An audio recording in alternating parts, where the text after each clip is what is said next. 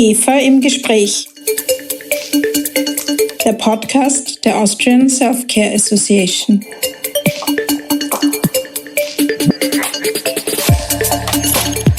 Herzlich willkommen bei einer neuen Folge von IGEPHA im Gespräch. Mein Name ist Christina Nageler, ich bin Geschäftsführerin der IGEPHA, der Austrian Self-Care Association. Heute hat ein erstklassiger Kenner der Weltwirtschaft im IGEPHA-Podcast-Studio Platz genommen. Nenad Pacek gilt als ausgewiesener Experte, besonders für die Märkte im Nahen Osten und in Afrika. Ich freue mich sehr, Nenad Pacek heute begrüßen zu dürfen. Ich bin schon sehr gespannt, was uns Nenad über die Auswirkungen der Corona-Pandemie auf die unterschiedlichen Märkte berichten wird. Vorher möchte ich Ihnen aber Nenad Pacek kurz vorstellen. Er ist Gründer und Präsident der Global Success Advisors GmbH und der mehr Business Group. Seine Unternehmen beraten mehr als 500 multinationale Unternehmen, und zwar zur Entwicklung der globalen Wirtschaft, zu regionalen Besonderheiten und zu strategischen Entscheidungen für ein schnelles wirtschaftliches Wachstum. Nenad ist auch Autor von 4 Büchern. Die Titel seiner jüngsten Publikationen lauten The Future of Business in Emerging Markets und Global Economy.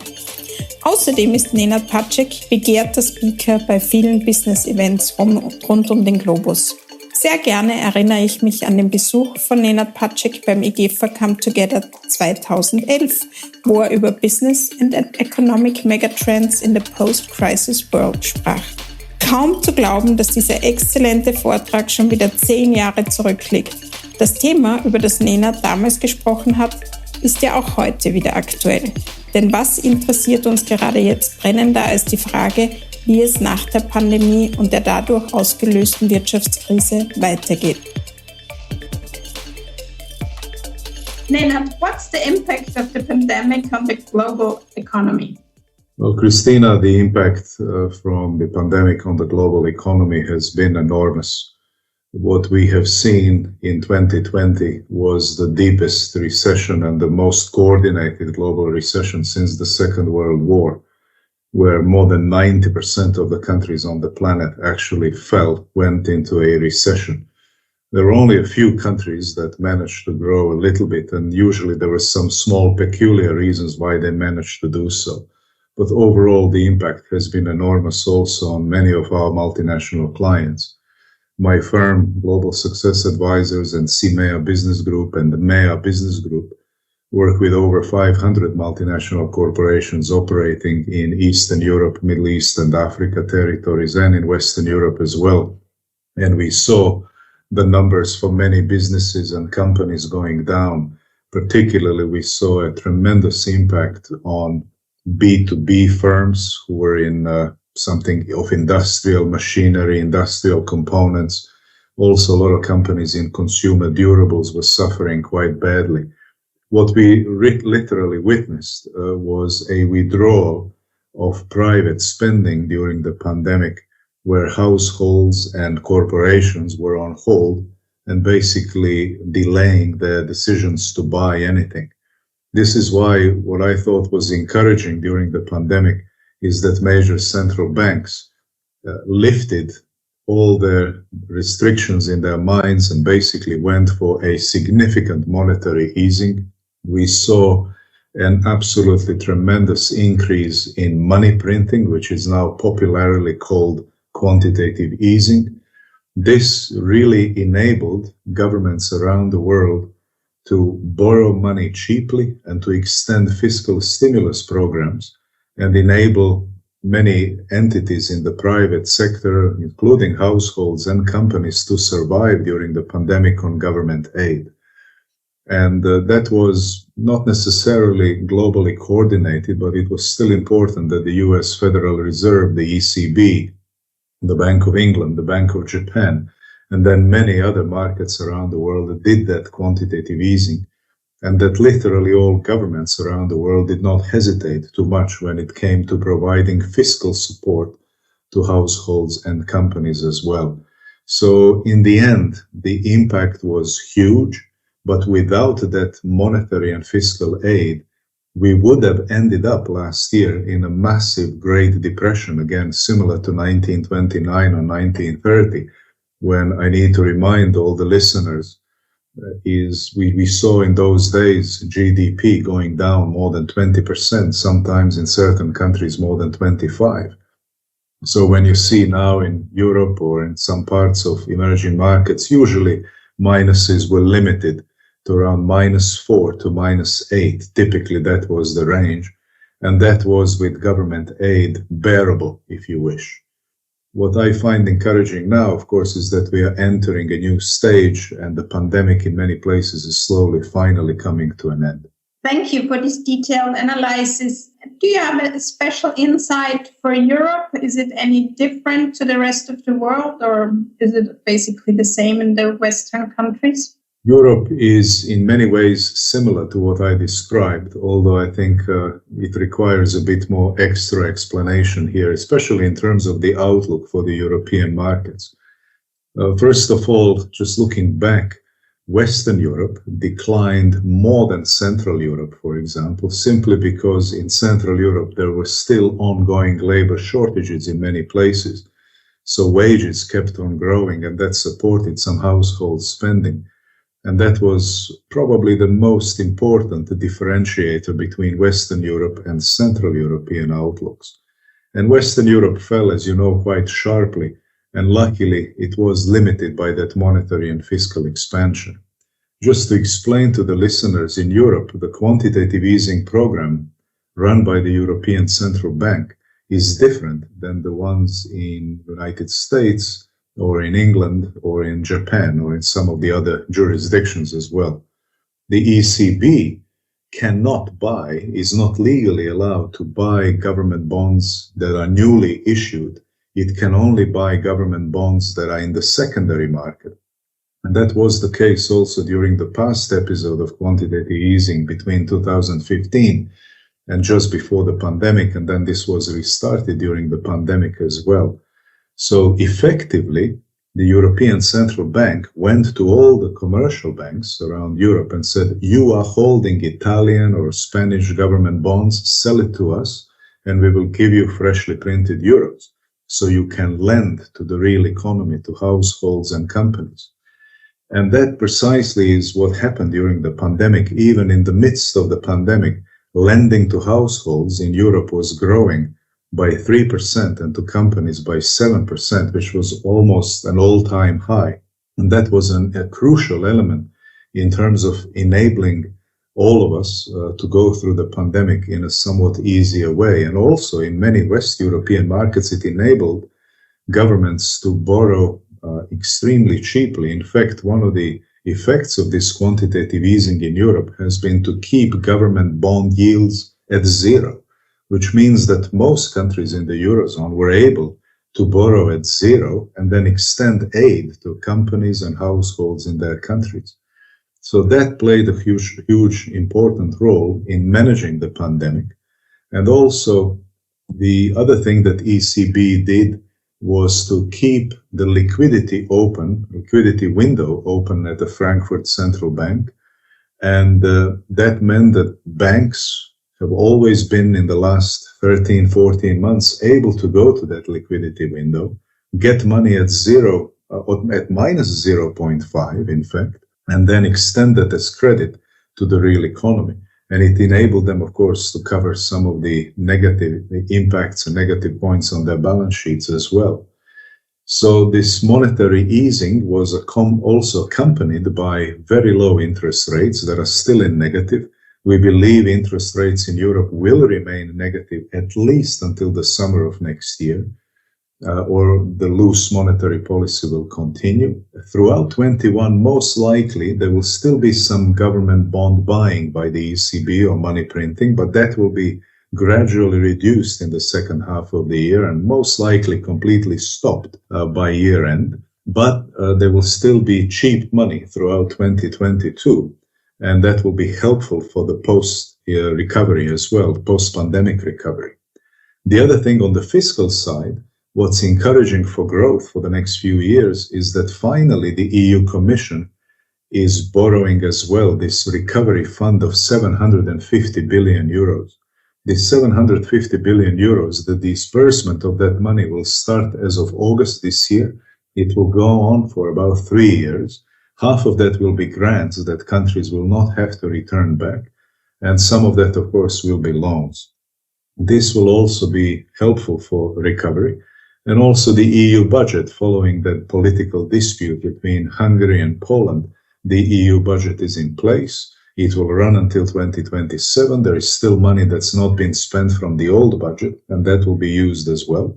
And we think throughout the next 3 to 6 months, and we are now speaking at the end of May, for the next 3 to 6 months, we are very likely to see continuation of various fiscal stimulus programs in many individual countries across Europe.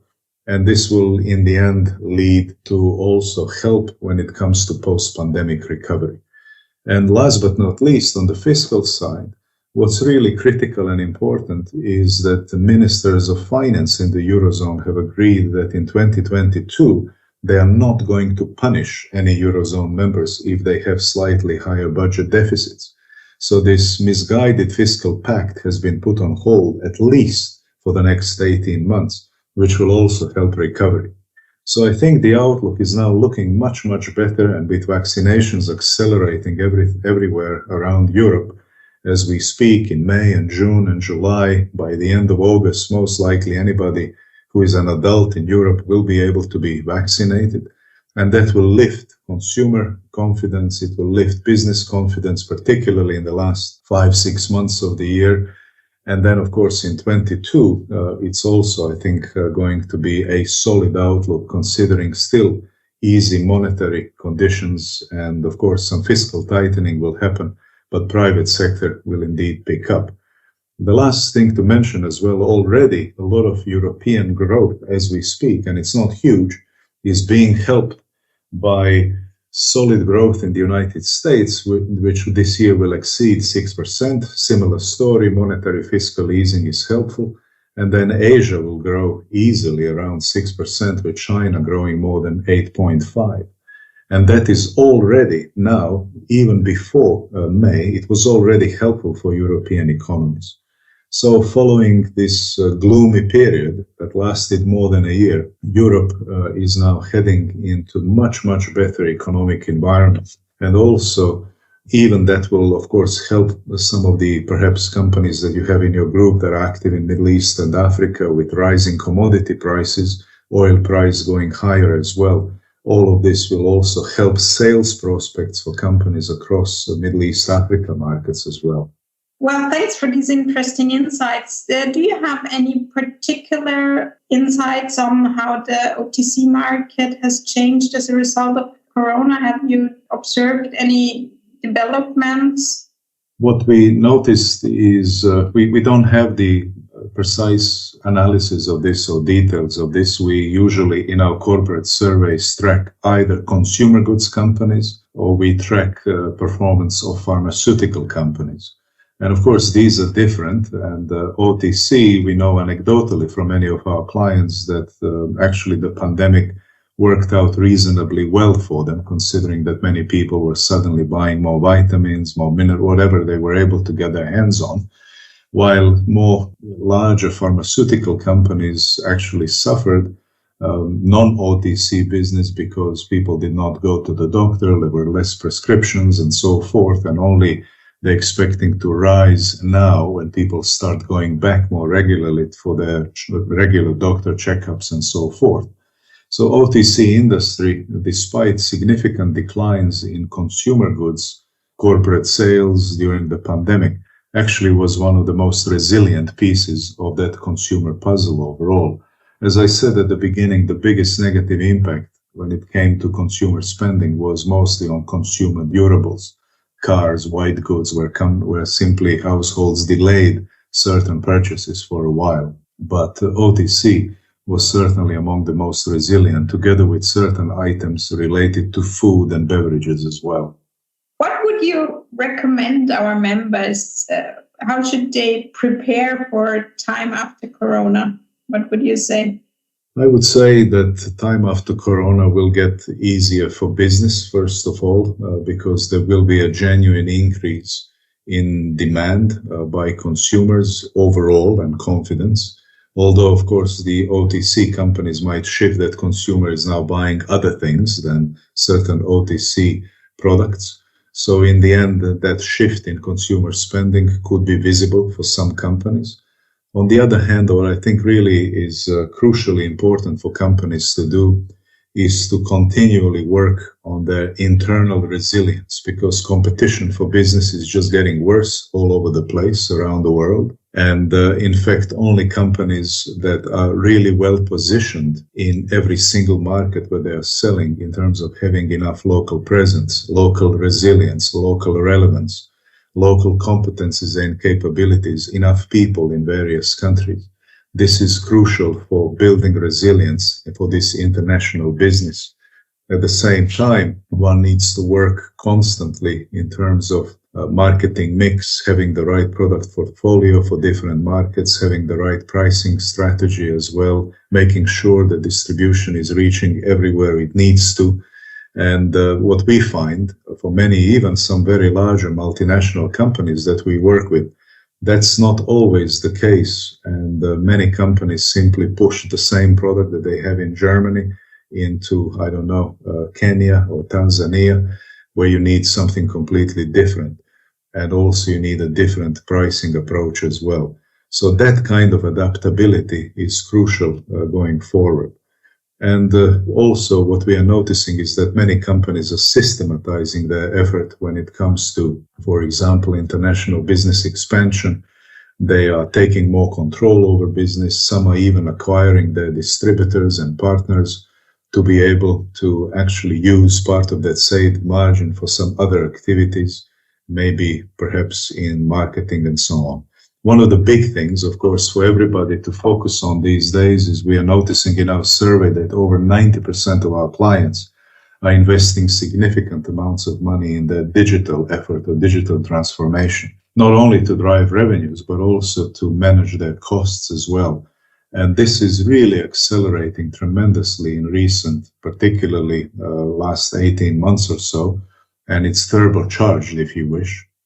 So I think that will be one of the most important determinants of many corporate success or failure stories.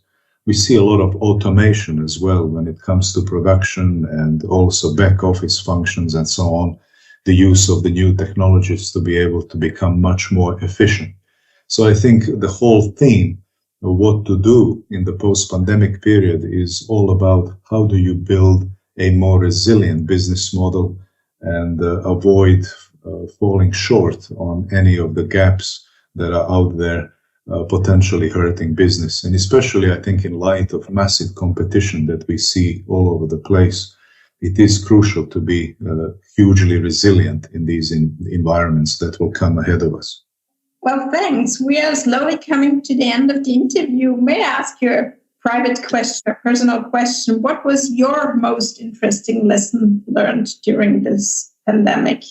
Well, I think there are several things. One is, first of all, economically, I was glad to see as an economist that there was no hesitation between or among the central banks and governments to come in and help.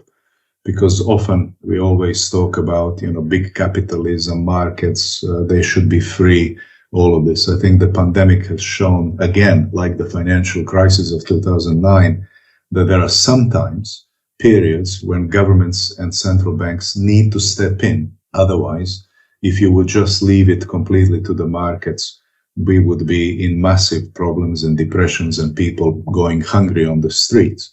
So that was encouraging to see that now for the second time in literally a decade, we had that expansion of monetary and fiscal easing that ultimately helped us get out of this pandemic earlier. Also, what I found encouraging as well and is how rapidly the vaccinations were developed, because previously the quickest one that ever reached the market was for mumps and it took 4 years.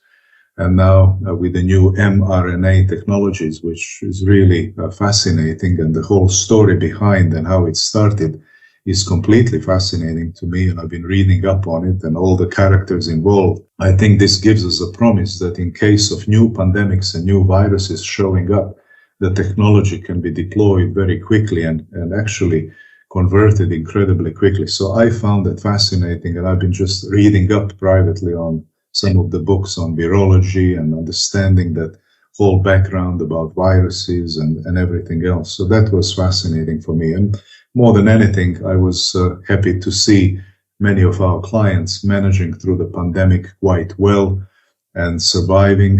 That was, in the end, the most important thing in business. And privately, I was happy to spend more time with the family and not travel so much. That's true. Well, thanks a lot, Nenad, for this interview. It was a pleasure having you here. Wishing you all the best and hope to see you in real life soon. Thank you. Absolutely, Christina. Thanks for having me, and hope to be able to speak at your live face-to-face events at some point as well. Thank you. Bye. Bye-bye. Vielen Dank an Nenad Pacek für diese besonders spannenden Analysen und Empfehlungen. Ich hoffe, wir können Nenad Pacek auch bald wieder live als Redner auf einer Bühne sehen.